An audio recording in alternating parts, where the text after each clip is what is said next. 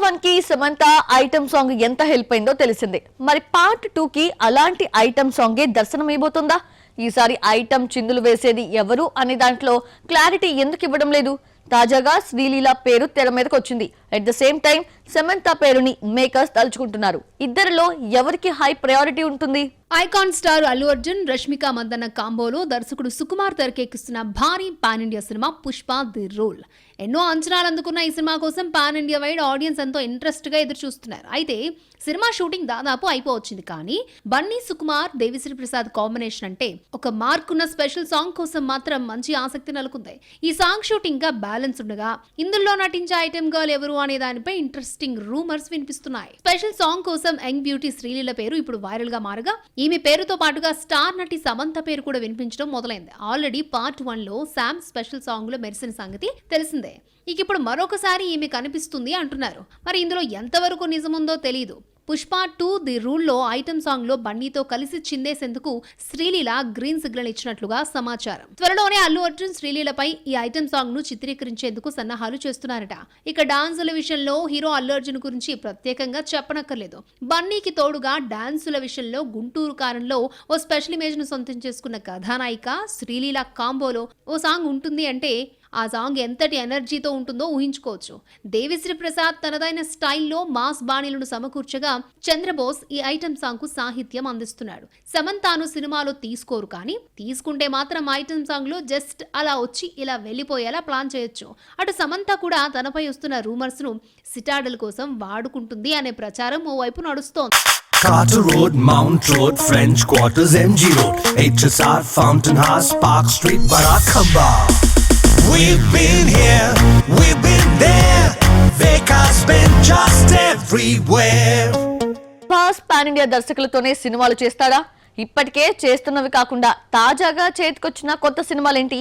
ఈ ప్రాసెస్ లో తెలుగులో ఓ కుర్ర దర్శకుడికి ఛాన్స్ ఇచ్చాడా? ప్రెసెంట్ ఇండియన్ సినిమా దగ్గర పాన్ ఇండియా మార్కెట్ లో మంచి డిమాండ్ ఉన్న హీరో ఎవరైనా ఉన్నారు అంటే అది రెబల్ స్టార్ ప్రభాస్ అనే చెప్పాలి. తన స్టార్డమ్ ని అదే మోతాదులో మెయింటైన్ చేస్తూ తెలుగుతో పాటు హిందీ, ఓవర్సీస్ మార్కెట్ లో ప్రభాస్ మంచి మార్కెట్ మెయింటైన్ చేస్తూ వస్తున్నాడు. దానికి తగ్గట్లుగానే తన లైనప్ కూడా మరింత లెవెల్లోకి వెళ్తుండగా ఇప్పుడు మరోసారి డార్లింగ్ హీరో పేరు సెన్సేషన్ గా మారింది. సోషల్ మీడియాలో ఇప్పుడు ప్రభాస్ లైనప్ పై మరోసారి డిస్కషన్ స్టార్ట్ అవుతోంది. అయితే ఆల్రెడీ చాలా మంది దర్శకులు ప్రభాస్ తో వర్క్ చేస్తున్నప్పటికీ ఇప్పుడు ఓ ఇద్దరు యువ దర్శకుల పేర్లు గట్టిగా వినిపిస్తున్నాయి. వారిలో ఒకడు కోలీవుడ్ దర్శకుడు లోకేష్ కనగరాజ్. గతేడాది ప్రభాస్ తో సినిమా చేస్తానని చెప్పిన ఈ దర్శకుడు రీసెంట్ గా డార్లింగ్ కి ఓ స్టోరీ చెప్పడం, సదరు హీరోకి అది నచ్చడం జరిగిపోయాయి. అయితే ఆ సినిమా కార్తీక్ ఖైదీ సీక్వెల్ అయ్యాక ఉంటుందా, లేక లోకేష్ యూనివర్స్ లో ప్రభాస్ ని తీసుకుంటాడా అన్నది చూడాలి. ప్రభాస్ లైనప్ లో ఎవరూ ఊహించని దర్శకుడు చేరాడు. అతడే హనుమాన్ ఫేమ్ ప్రశాంత్ వర్మ. జై హనుమాన్ తో తానేంటో చూపించుకోవాలని చూస్తున్న ఈ యంగ్ డైరెక్టర్ బాలయ్య కొడుకుతో సినిమా అయ్యాక డార్లింగ్ సినిమాని షురూ చేస్తారట. ప్రశాంత్ వర్మ ప్రభాస్ ఆదిపురుష్ తిరుపతి ఈవెంట్ కి బాగా వర్క్ చేయడంతో ఆ టైంలో హీరో గారి కంట్లో పడ్డాడు. హనుమాన్ హిట్ చూసాక ప్రశాంత్ వర్మ పై ఓ ఇమేజ్ ఏర్పడింది. బహుశా ఆ ఇంటెన్షన్ తోనే ప్రభాస్ ప్రశాంత్ వర్మకి ఓకే చెప్పాడనే ప్రచారం నడుస్తోంది. టాలీవుడ్ లో వస్తున్న సినిమాలన్నింటిలోనూ హీరోయిన్లకి వెయిట్ తగ్గిపోతుందా? టాప్ హీరోయిన్ ని తీసుకొచ్చిన ఐటమ్ సాంగ్ చేయించి పంపించేస్తున్నారా? ఇది రాను రాను హీరోతో స్క్రీన్ షేరింగ్ లో హీరోయిన్ రోల్ కి అసలు వాల్యూ అనేది లేకుండా చేస్తుందా? ప్రాజెక్ట్ కల్కిలో దీపికను తీసుకోవడం అయితే తీసుకున్నారు, కానీ ఆమె పాత్రకి ఇచ్చిన ప్రయారిటీపై ఇప్పటికీ రకరకాల కామెంట్స్ పడుతూనే ఉన్నాయి. కథలో కాస్త ఎక్కువ వెయిటేజ్ ఇచ్చినట్లు చూపించిన కెమెరా మొత్తం అమితాబ్ ప్రభాస్ల చుట్టూనే తిప్పేశారు. ఆమె పాత్ర కథలో ఎంతో కీలకం. బహుశా అదేంటనేది సెకండ్ పార్ట్ లో చూపిస్తారనుకుంటా. ఇక్కడ సినిమా సేలబిలిటీలో ఆమె మార్కెట్ ని కొంతవరకు మాత్రమే తీసుకున్నట్లు అర్థమవుతోంది. గుంటూరు కారంలో శ్రీలీల ఉన్నప్పటికీ మహేష్ ముందు ఆమెకిచ్చే ప్రయారిటీ ఎంత? ఎందుకంటే మనం మహేష్ నటించిన ఏ సినిమా చూసినా గ్లామరస్ ప్రెజెంటేషన్ లో హీరో గారే ముందుంటారు. ఆ మాటకొస్తే దర్శకులు అలాంటి కేర్ తీసుకుంటారు. ఆ యాంగిల్లో చూసినప్పుడు ఎప్పటిలాగానే ఇందులో కూడా హీరోయిన్ ని ఓ డాన్సర్ గా చూపించడానికి మీనాక్షిని ఏదో తీసి పడేయడానికి వాడుకున్నట్లుగా గురూజీ పనిగట్టుకుని మరీ తీసుకున్నట్లు అర్థమవుతోంది. చెర్రీ గేమ్ చేంజర్ మూవీలో కియారా అద్వానికి స్క్రీన్ షేరింగ్ ఛాన్స్ ఇచ్చారు. ఈ సినిమా కథలో కథానాయకుడు పాత్ర మాత్రమే హైలైట్ కాబోతోంది. At the same time production values expose కావచ్చు. ఈ ప్రాసెస్ లో జెర్రీకి సమానంగానో లేదంటే మరో రకంగానో కథానాయికకు ప్రిఫరెన్స్ ఇచ్చే అవకాశాలు తక్కువ. బాలీవుడ్ హీరోయిన్ అనే కారణంతో మార్కెటింగ్ పాయింట్ ఆఫ్ వ్యూలో దేవరా మాదిరిగానే సేలబిలిటీ వస్తుంది అనే లెక్కతోనే కియారాను తీసుకున్నట్లు టాప్ హీరోల సినిమాలన్నీ కమర్షియల్ యాంగిల్లోనే పురుడు పోసుకుంటున్నాయా? పేరుకి మాత్రమే పాన్ ఇండియాలు, పిక్చర్స్ అన్ని పక్కా కమర్షియల్ గా ఉండేలా ప్రణాళికలు సిద్ధం చేసుకుంటున్నాయా? క్లాసిక్ తో రాని కలెక్షన్ కమర్షియల్ ఫార్ములాతోనే వస్తుందని పరిశ్రమ గుడ్డిగా నమ్మేలా రిజల్ట్స్ ఎలా వస్తున్నాయి? పైసా వసూల్ మూవీలన్నీ కమర్షియల్ యాంగిల్స్ లోనే ఎక్స్పోజ్ అవుతున్నాయి. చివరికి క్లాసిక్ సినిమాలు చేసుకునే నాని లాంటి హీరోస్ కూడా తమ రేంజ్ పెంచుకోవడానికి దసరా, సరిపోదా శనివారం సినిమాలను కమర్షియల్ గా తీర్చిదిద్ది ఆడియన్స్ ముందుకొచ్చారు. ఈ రెండు సినిమాలకి ముందు నెగిటివ్ టాక్ వచ్చినా కలెక్షన్స్ లెక్క చూస్తుంటే బొమ్మలు హిట్టే అని ఒప్పుకోక తప్పదు. నిజానికి బీసీ సెంటర్స్ మూవ్మెంట్ పట్టేది కమర్షియల్ పిక్చర్సే. కలెక్షన్ రికార్డులన్నీ కమర్షియల్ చిత్రాలతోనే సాధ్యమవుతున్నాయి. ఒకవేళ కమర్షియల్ ఫిల్మ్ ఫ్లాప్ టాక్ దక్కించుకున్నా మినిమం ఓపెనింగ్స్ రాబడుతున్నాయి. ఇదే నిర్మాతలకు, ట్రేడ్ వర్గాలకు తెగ నచ్చింది. అయితే మలయాళ, తమిళ పరిశ్రమలు ఇందుకు విరుద్ధంగా ఉన్నాయి. బాలీవుడ్ లో సూపర్ స్టార్స్ నటించిన కమర్షియల్ చిత్రాలు సౌత్ దర్శకులు చేస్తేనే హిట్ అన్నట్లుగా వ్యవహారం తయారైంది. పరిశ్రమకి పైసా వసూలు చేసి పెట్టేది ప్రస్తుతానికి కమర్షియల్ సినిమాలే అనే సూక్ష్మం దేవరా రిజల్ట్ చూశాక మరింత స్పష్టంగా అర్థమైంది. ఇంతకాలం ఈ విషయంలో క్లారిటీ లేకుండా మాట్లాడిన వారు ఇప్పుడు పక్కా కమర్షియల్ అయితేనే మన బొమ్మకి సేలబిలిటీ ఉంటుంది అనే విషయాన్ని గుర్తించారు.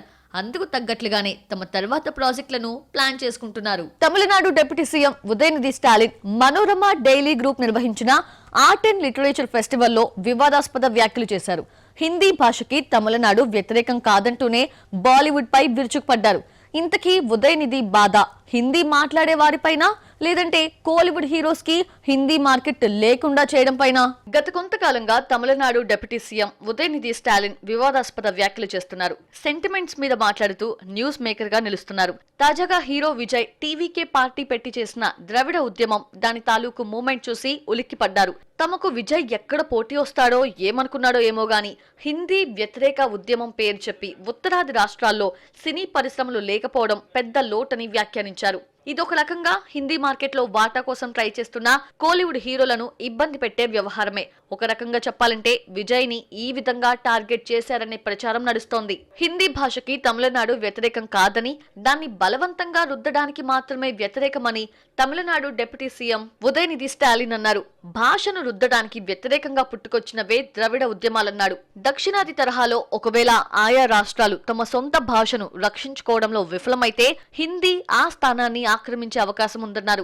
ఈ మేరకు మనోరమ డైలీ గ్రూప్ నిర్వహించిన ఆర్ట్ అండ్ లిటరేచర్ ఫెస్టివల్లో ఆయన పాల్గొని మాట్లాడారు. కాకపోతే ఉన్నట్టుండి ఉదయనిధి ఇలా మాట్లాడటంలో పొలిటికల్ ఇంటెన్షన్ కనిపిస్తుందంటున్నారు విమర్శకులు. రాబోయే కాలంలో సినీ పరిశ్రమ నుంచి తమకు పోటీ లేకుండా హిందీ వ్యతిరేక ఉద్యమం చేయడం ద్వారా కోలీవుడ్ హీరోల స్థాయి తగ్గించడం అనే సరికొత్త గేమ్ మార్కెట్ లో కనిపిస్తుంది. స్టాలిన్ పార్టీ డిఎంకే కు రజనీకాంత్ రూపంలో ఇబ్బందులు వస్తాయని గతంలో భావించారు. తలైవార్ ఎప్పుడైతే తాను రాజకీయ పార్టీ రన్ చేయలేనని ఓపెన్ అయిపోయారో అప్పటి నుంచి రజనీతో సన్ గ్రూప్ క్లోజ్ గా మూవ్ అవుతోంది. తమిళనాడు అసెంబ్లీ ఎన్నికల తర్వాత కమల్ హాసన్ ఇండియన్ 2లో ఉదయనిధి స్టాలిన్ రెడ్ జైంట్ సంస్థను భాగస్వామిగా చేర్చుకోవడంతో మరో టెన్షన్ నుంచి తప్పించుకున్నారు. ఇక తమకు ఎదురే లేదు అనుకుంటున్న టైంలో ఇళయ దళపతి విజయ్ టీవీకే పార్టీ రూపంలో ఎదురుగా నిలిచింది. దాంతో గోడ్ సినిమాకి కొన్ని చోట్ల థియేటర్స్ దొరకకుండా చేయడంలో స్టాలిన్ గ్రూప్ సక్సెస్ అయింది. అయితే భవిష్యత్తులోనూ ఇలా సక్సెస్ కావాలనే ఆలోచనలో భాగంగా ఏ తమిళ హీరో మార్కెట్ పెరగకుండా ఉండడానికి ముందస్తు చర్యల్లో భాగంగా తమిళ హీరోలను హిందీ బ్యాచ్ ఓన్ చేసుకోకుండా ఉండడానికి ఇలాంటి స్టేట్మెంట్ ఇవ్వడం జరిగిందా? అదేవిధంగా తమిళ హీరోల మార్కెట్ తగ్గించి మరింత స్టార్డమ్ రాకుండా చేసే చర్యల్లో ఇదొక భాగమా? ఏదేమైనా ఉదయనిధితో డిఎంకే పార్టీ ఇలాంటి స్టేట్మెంట్స్ వాంటెడ్ గా ఇప్పిస్తోందని విమర్శలుస్తున్నాయి. నిర్మాత నాగవంశీ త్రివిక్రమ్ తో చేయబోయే ఆ పొలిటికల్ ప్రాజెక్ట్ ఏంటి?